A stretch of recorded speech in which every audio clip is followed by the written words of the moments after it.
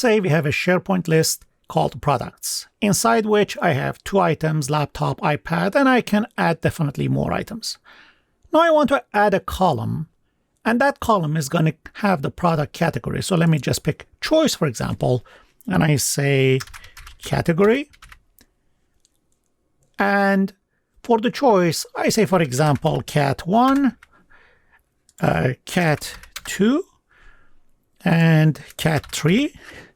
Now it looks like your pet store. Let me just save it. And now if I pick the laptop, I can edit it. And for the category, I can pick, for example, category 1. And same thing I can do for the second one. For example, this guy, I can edit it. And I pick, for example, category 3. Great. Now, one good thing that the choice field has is that I can update this field in a way that it accepts manually entered values. Let me just save it.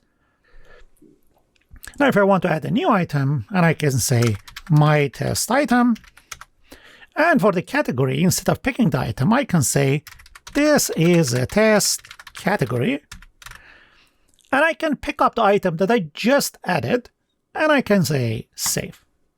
Great. So instead of predefined categories, now I have added a manually entered category. Now, in this video, I want to show you, instead of using the choice for the category, let me just get rid of it. I don't need it anymore. Delete.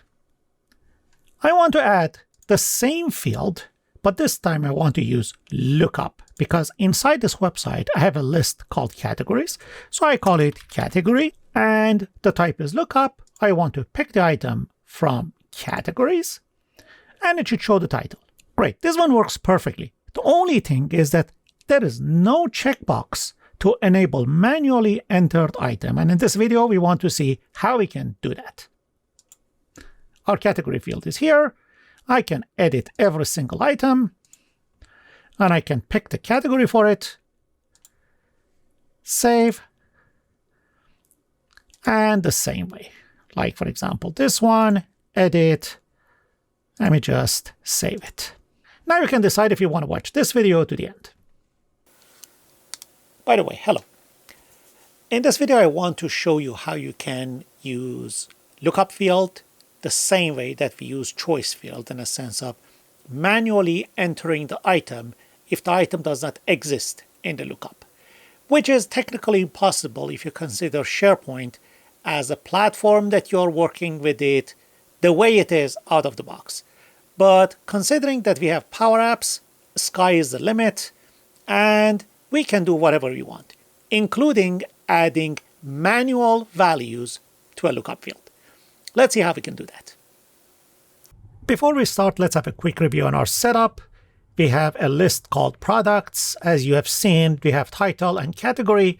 Category is a lookup field that the options are available from another list called categories, which we call it lookup list.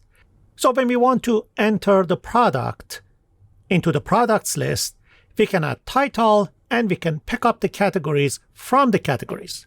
Now, if the user is supposed to enter values for the categories manually, we need to provide a text box here in case the user picks other.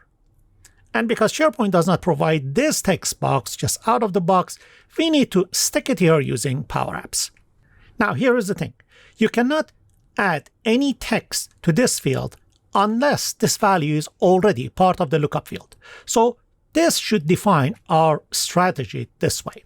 If the user picks other for the category and puts a value in this text input, we should do 3 things. First, before doing anything, we need to add this value to the categories list. Then we need to submit this form. So as a result, we will have a record in the products list with the title and the category, which is other. After the submission is done successfully, we need to patch this and replace this other with my category that we just added before we create this record. So 3 steps. 1, add the category to the lookup list, then submit the form, then update the category of the newly submitted record. Now, the form that is inside SharePoint includes the submit. So we really don't need to do that, but we have to locate it and to do something before it and something else after it. So this diagram is our Bible. Now let's go to SharePoint and do it. Now inside SharePoint, we need to customize the forms inside PowerApps. So if you don't see integrate here, click on this expansion menu, I click on integrate, and I pick PowerApps. On the PowerApps, I would say customize forms. It takes a while, so you can grab a coffee if you're doing this. I will go fast forward. Now that we are inside PowerApps, there are a few things we need to do before we start our work. Let me just expand it a little bit. First thing is that it actually closed our SharePoint. So let me open another tab and stick the SharePoint URL here. This is our SharePoint site, and I can go to products list. Now, if I want to create a new record here, you will see for the category, other is somewhere in between, while actually I want other to be the very last item. It's right in the middle because it's alphabetically ordered based on the title that we have here.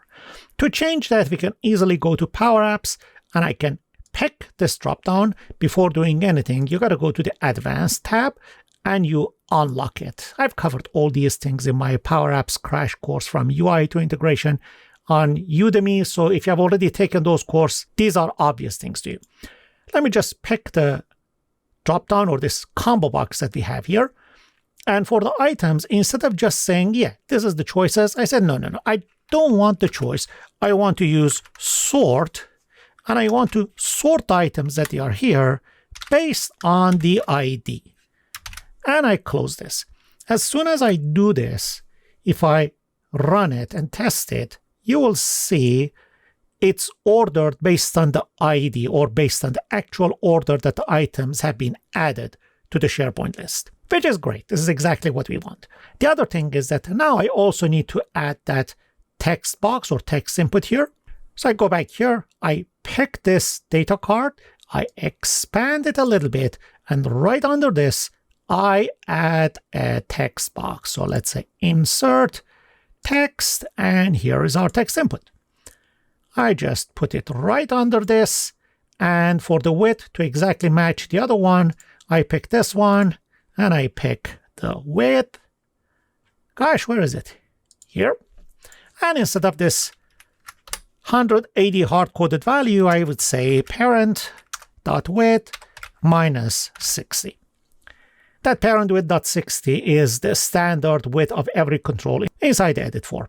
All right, so this one is good. I can pick this one. Let me change the name to txt category type in.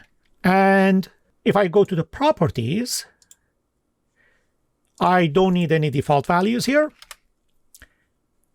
And the hint is please type in the category. The other thing is that we only want this text input be visible if the other is selected in the combo box. So I run this and I pick other in this combo box. I can come to this text input and I go to the visible property, which is true. I don't want it to be true all the time. I say it should be true. Data card value 2 dot selected dot value is equal to other. When I do this, it becomes visible, and if I run this guy, you will see if other is selected, it's visible, and if I pick anything else, it becomes invisible. The other thing is that I want to say if this item changes, so on change, reset that text box. And I will tell you in a minute why I'm doing that. txt category type in. I just close that and I save it. The reason that I want to reset it, if I run this guy at the moment, let's say I pick other and I type in something here. Then I change my mind and say, no, you know what, I want toys. And then, no, you know what, toys is not the right thing. Probably I need to go back to the other. At this moment, I want this guy to be clear. And I also want to check if this value is blank or not when I want to process it in my code. So this reset is kind of important. Now, let me get back and actually start the work. So everything by now was just a prerequisite. Before submit, we should add this value to the categories. Let's do it. Where does the submit happen? If I pick the SharePoint integration and I pick on save is where actually it submits. So whatever we are going to do as of inserting the value into the lookup list should happen here. So I go to the very beginning. Before doing anything, I want to put the content of that text input in a variable. So I would say set var underscore category title. And I would say txt category typing dot text. I also like to trim it. So let's say trim. And that's it.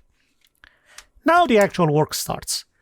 I need to see if it is blank or not. So I would say if this guy equals nothing, or let's say not equals nothing, then we need to do this insert. Insert is simple, collect to categories. Why categories is not happening here? When we are using this form is only connected to the products. So we need to add the connection to the categories here. So just like before, let's make a connection to SharePoint. There we go. I pick any one of those accounts. I go back to my SharePoint site, just take a copy of it. I stick the URL here and I click on connect. Now I can make a reference to the categories and boom. Now this categories is happy, right? So collect, and I only need to add title. And the value for the title is going to be the variable that we just added here. Closing the curly bracket and closing the bracket for the collect, and finally the closing the bracket for if. But we are not done yet. Yes, we added that, but think about it later on. If I want to patch it, I need the ID of the newly added item. Okay, so again, I need to create another variable, var underscore category ID. And this time I need to use lookup, open the brackets, and I need to look up in the categories. And I need to look for the record that the title is equal to the title that I just entered, which is this title. So let's say here, I would say this record dot title equals to this value, and I close the bracket. We are done with this section. We inserted one value in the categories list. We also captured the ID because we need it later. Step 1, complete. Step 2 is submit. Luckily, submit is here. We don't need to do anything about it. You don't patch this guy here. But before even we think about patch, keep it as a friendly advice. Before you go anywhere and do anything, before you leave this box, every time click on format text. If it is disabled, there is something wrong with the code and requires your attention. So let's see what we are missing here. Var lookup. We are missing one bracket. All right, we close the bracket. Now I can format text. You take a final look at it. Just make sure everything looks good. Set if inside if I'm doing the collect, if this condition is there. Set. You may say, why did you add this content to a variable? The answer is that as soon as you submit this form, it resets the text box, which is supposed to be here. When it is reset, the value does not exist. So if you want to do anything after the item is submitted, you're out of luck. That's why we put everything in variables. So this is one variable, this is another variable before we submit, so we can preserve these values. Now, last step is to patch it. And patch is going to happen after successful submit. So to do that, I go back to the form again.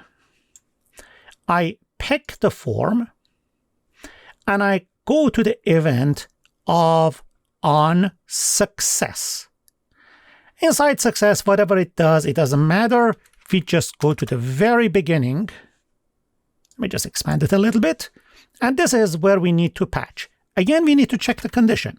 So if var category title is not equal to nothing, then we got to patch. And open the bracket. We are going to patch products. The record that we want to patch is the record that has been just submitted. I already have a video about how to capture that. I put the link somewhere around here, but this is how we capture the last submitted record. The name is clear. I would say, comma. The form name is SharePoint Form 1. Okay. Dot last submit, which refers to the record that has been just submitted. Now it's our update. So I can say update category. Okay.